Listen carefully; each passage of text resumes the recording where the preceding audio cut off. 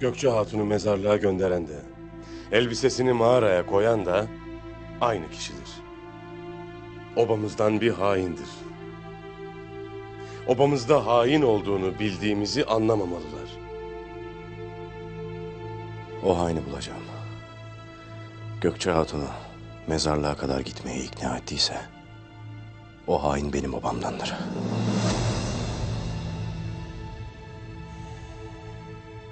Emir Saadettin benden ne ister?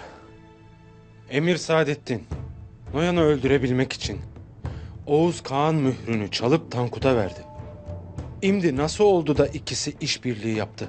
Aklım almaz. Düşmanlarımız bize karşı ittifak etmişlerdir abi. Saadettin köpek bizi birbirimize kırdırmak ister. Bey Hatun'unu kaçırarak senin itibarını silmek ister. Tüm kirli işlerini Noyan'a yaptırarak elini pisliğe bulaştırmaz. Bu nasıl bir oyundur oğul? Bu ite daha ne kadar can vereceğiz? Ha? Böyle bir oyundur ki ana. Bir ucu Gökçe Hatun'a, diğer ucu Sultan Alaaddin'e kadar dayanır. Gümüştekin'le yapmasına izin vermediğimizi imdi kendisi yapmak ister. İki obayı da karşısına almadan Tuğtekin Bey'le benden kurtulmak ister.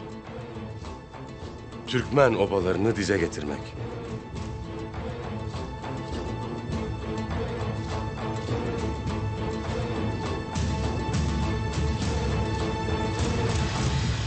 Evlatlarım. Madem ki o bize dünyayı dar eder, zulmeder, aldığı canlar, söndürdüğü ocaklar için size vasiyetimdir ki onun ensesinden düşmeyesiniz. Aldığı canlar için, akıttığı kanlar için ondan intikam alasınız. Başkalarının canı yanacağına benim evlatlarımın canı yansın.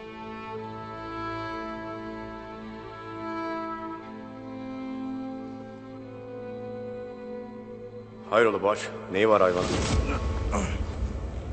At tökeziyor beyim. Belli ki canı yanar. Gidemiyor. Baş sen obaya geri dön. Cenk'te bize yük olma. Emredersin beyim. Hainin kim olduğunu biliyorum.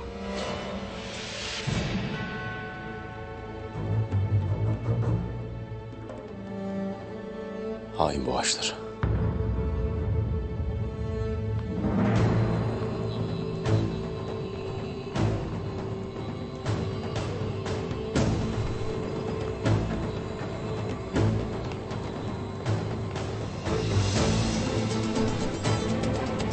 Abdurrahman, bu ağaç nerede?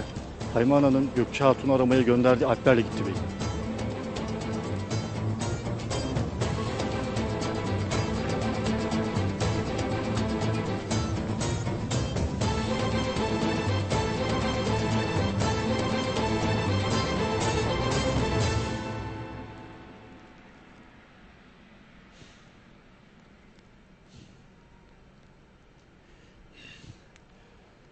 Bu yılgınlık da nedir kardeş? Vakit diriliş vaktidir.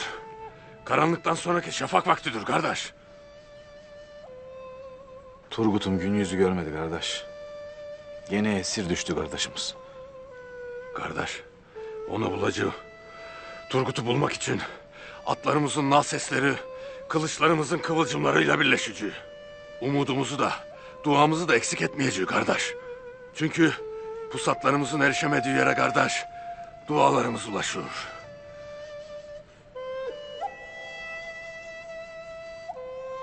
Doğru dersin Bamsı be. Biz nice cenkten çıktık. Nice yaralar aldık. Nice ölümlerden döndük. Yılmadık, yıkılmadık. Şimdi mi yıkılacağız be? Turgut kardeş yaşıyor. Biliyorum kardeş. Biliyorum Turgut'um yaşıyor. Yaşıyor tabii kardeş, yaşıyor. Turgut tapınakçıların elinden nasıl kurtuldu unuttun mu? Hem kardeş, beyimiz Turgut kardeşimizi Moğol itinin elinde bırakır mı sanırsın? Sen bırakır mısın kardeş? Ben kardeş, ben bırakır mıyım sanırsın? Bırakmayız kardeş. Hem Turgut kardeşimizi kurtaracağız hem de o Moğol itlerine bu toprakları mezar eyleyeceğiz. Allah var gam yok kardeş. Allah var gam yok. Vakit diriliş vaktidir kardeş. Allahu Ekber, Allahu Ekber. He kardeş. Allahu Ekber.